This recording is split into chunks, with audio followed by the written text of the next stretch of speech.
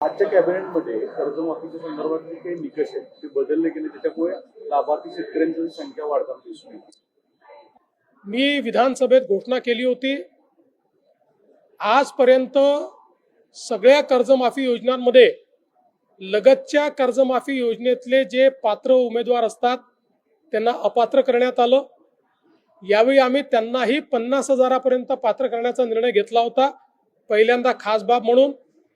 परंतु रणधीर सावरकर यांच्या नेतृत्वात सत्ता पक्षाचे आमदार मला भेटले आणि त्यांनी विनंती केली की त्यांनाही 2 लाखापर्यंत कर्जमाफी द्यावी.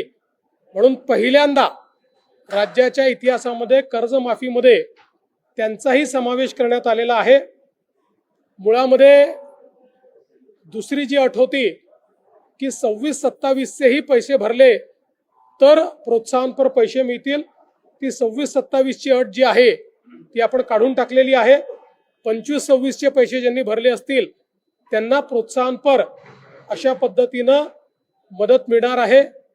यामुळे काही शेतकरी जे अपात्र झाले असते ते सगळे पात्र झालेले आहेत.